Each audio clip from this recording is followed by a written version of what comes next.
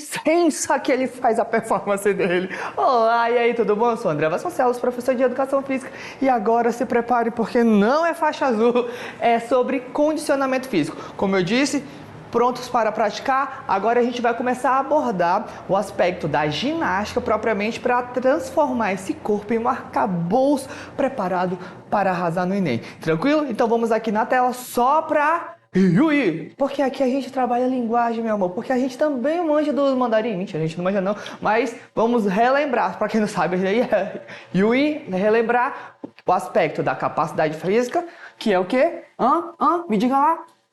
Capacidade física, o atributo treinável. Então eu posso me fortalecer, posso trabalhar minha flexibilidade. Aquilo que eu consigo aprimorar corporalmente vai aprimorar o quê? O meu condicionamento físico. Então, capacidade física, esse direcionamento treinável. Já a habilidade motora vão ser os aspectos, os elementos corporais desenvolvidos naturalmente. Em que sentido? Andar, eu não vou treinar para eu andar, porque eu sou um exímio. Como é que faz? É tipo chuta, anda em movimento, vai. Então essa é a dinâmica da habilidade motora, aquilo que eu desenvolvo naturalmente. Andar, correr, pular, tranquilo. Compreendido a habilidade motora, a gente também tem um aspecto ainda do condicionamento físico, o biotipo, que é mais ou menos o mapeamento corporal que a gente consegue identificar padrões corporais, biotipo, estruturas físicas parecidas que a gente consegue agrupar. Elas podem ser ectomorfos, magros, longilíneos, endomorfos, corpos com um pouco mais de gordura corporal, né? Tem uma estrutura um pouco maior, e mesomorfos, meso de mediano ali, então são corpos musculares, né? Com estruturas musculares um pouco mais definidas, tranquilo? Lembrando que biotipo e biótipo, eles são o mesmo sentido, tá? Sinônimos, tranquilo? E aí, nessa compreensão, como a gente está puxando para a capacidade física, né? Aliás, para condicionamento físico, a gente tem as ginásticas. As ginásticas como prática integradora dessa dimensão corporal em que a gente pode tanto aprimorar capacidades físicas quanto habilidades motoras. É nesse sentido que a gente vai trabalhar e para isso a gente precisa conhecer sim a nossa querida ginástica e a gente começa com a primeira, aquela famosinha que é a ginástica artística. Vamos lá? A ginástica artística ou olímpica é uma modalidade onde os atletas realizam um conjunto de exercícios em aparelhos oficiais. O masculino tem argola, barra, cavalo com alças, salto sobre a mesa e solo sem música. Sem música, que a gente não pode dançar um pouquinho. O feminino, paralelas assimétricas, salto sobre a mesa, solo com música e trave de equilíbrio, revelando força, agilidade, flexibilidade, coordenação, equilíbrio e controle corporal. Volta para mim. Aliás, foca no Zanetti, olha essa parada de mão belíssima. Então, vejam que aí são desenvolvidos atributos corporais. Ele tá ali, travadão, fazendo força. Força, capacidade física, tranquilo? Tem as outras dinâmicas, tanto da velocidade quanto da coordenação. Então é esse conceito, é esse direcionamento em que a ginástica artística ela direciona aquele determinado aprendizagem, aquele determinado atributo. E isso vai o quê? Aprimorar o seu condicionamento físico, capacidade física, condicionamento físico. Tranquilo? Compreendido isso, a gente também pode fazer aqui uma sistematização em relação aos aparelhos, porque são estruturas diferentes. Uma boa observação para quem é aqui do norte. Normalmente, por exemplo, o pessoal do norte, acreano, são baixinhos atarracados. Que estrutura corporal é essa, meu amor? Mesomorfos. Essa, gente, baixinho, atarracado, fortinho, troncadinho. E ele, então, aqui seria um campeão exímio para a ginástica artística, porque a estrutura corporal acreana ela favorece esse tipo de prática, tranquilo? Porém, lembra do aspecto cultural, que às vezes se o estímulo não for dado naquela vivência, aquilo acaba não sendo incorporado, então acaba sendo isso. Aqui, por mais que a gente tenha atributos físicos, a nossa vivência cultural, ela acaba não sendo tão fugaz, tão vívida, e a gente acaba não vivenciando e praticando essa prática, que seria um diferencial, algo que a gente poderia nos destacar. Tranquilo? Compreendido? Avança mais um pouquinho, porque aqui a gente já vai para a ginástica artística, que eu já cheguei aqui com a minha fita belíssima, porque a gente é ginasta. Não, tô brincando. Parei, concentra, foca. Então, aqui no caso das ginásticas, a rítmica, no caso, é uma categoria de ginástica desenvolvida com movimentos corporais, baseados nos elementos do balé e da dança teatral, numa mistura de arte, criatividade e capacidade física, cuja execução é realizada em sincronia com a música. Então, aqui no caso da ginástica rítmica, a música vai ser o elemento principal, ritmo. Então a gente vai ter a música guiando, até porque os elementos corporais desenvolvidos, eles têm como base, como digamos um princípio direcional, o instrumento da dança, o balé. Então é uma ginástica, é uma construção corporal em que ela tem base em outras vertentes. E aquilo foi influenciando na construção dessa ginástica. Então realmente vai ter a música, vai ter essa performance um pouco mais corporal, por mais que, como a gente já viu na ginástica artística, no segmento feminino a gente pode utilizar música de solo, né? No feminino. No caso aqui do artístico, do rítmico, desculpa, a gente vai ter a música como elemento geral. Até porque nesse caso dessa ginástica, a gente tem os aparelhos que são a arco, vou até colocar na imagem para vocês verem, temos o arco, a fita, a bola, as massas. A gente pensa que é maçãs, mas não, é massas, esse bastãozinho aí. E também temos a corda, tá bom? Então aqui esses são os aparelhos em que a gente utiliza sempre ritmado. Então é movimento, para, não gira, a fita não pode dar um nó, a corda também não, o arco sempre tem que estar em movimento, a fita em ondulação. Então tem todo um direcionamento. E um direcionamento que a gente pode levar como problemática, porque o Enem gosta de problematizar, meu amor, porque se ele pode dificultar, por que ele vai facilitar? A questão que a gente poderia levantar é: vocês já viram meninos praticando ginástica rítmica? De forma geral, essa é uma prática direcionada para o público feminino. E aí a gente poderia problematizar: e por que os meninos não podem praticar? Lembra? Pode sim. A vivência da prática, ela é para todos.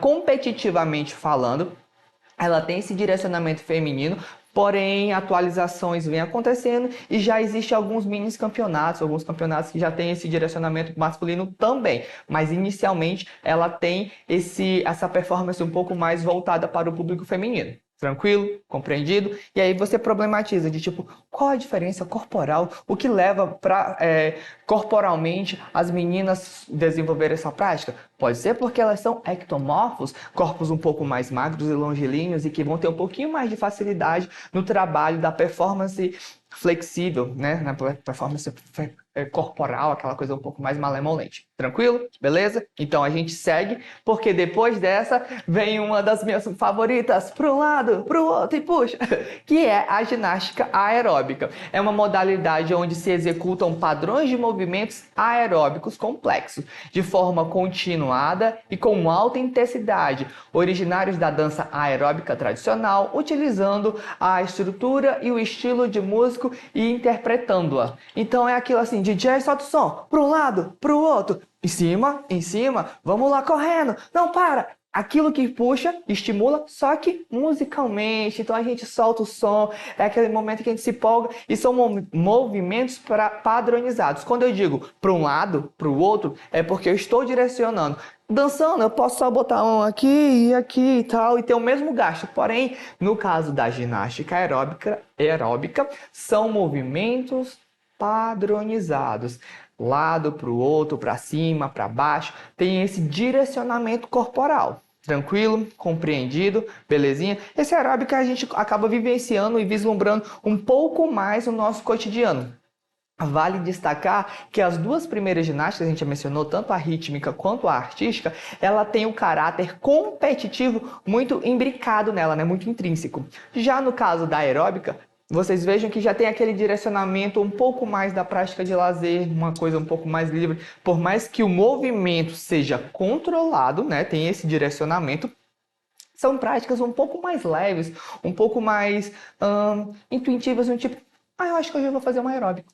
E aí você vai dizer, aeróbico? Então a gente depois, posteriormente, a gente vai aprofundar nessa parte funcional, né? O funcionamento, a fisiologia do exercício, para compreender o que diferenciaria uma prática aeróbica de uma prática um pouco anaeróbica, para compreender a definição. Mas, no geral, tem esse gasto, esse consumo de oxigênio um pouco maior e aí acaba tendo esse gasto calórico ainda um pouco mais ressaltado. Tranquilo? Compreendido? Avançando? Podemos compreender e avançar, porque agora vemos a ginástica acrobática, que é uma modalidade de grande exigência física e técnica, com a particularidade de exigir também aos seus praticantes uma boa expressão artística e ritmo musical. Basicamente a arte circense.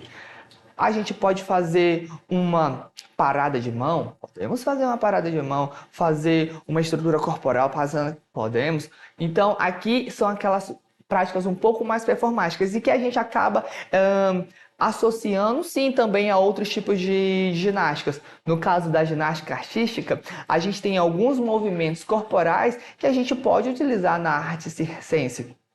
A acrobacia, tem todo um movimento corporal, tem toda uma estrutura em que a gente consegue fazer esse desenvolvimento no mesmo segmento da ginástica aeróbica, sem o aspecto competitivo. Enquanto a minha performance artística, na ginástica artística, eu consigo desenvolver elementos corporais similares à arte circense, só que com cunho competitivo, na arte circense é algo mais fluido, mais estético, mais visual, apenas ilustrativo, dinâmico, tranquilo? Compreendido? Eu acho que é uma questão de ver. Vejam essas performances, olha essas paradas de mão, olha esse equilíbrio. E lembrando, aqui a gente está desenvolvendo o aspecto do condicionamento físico.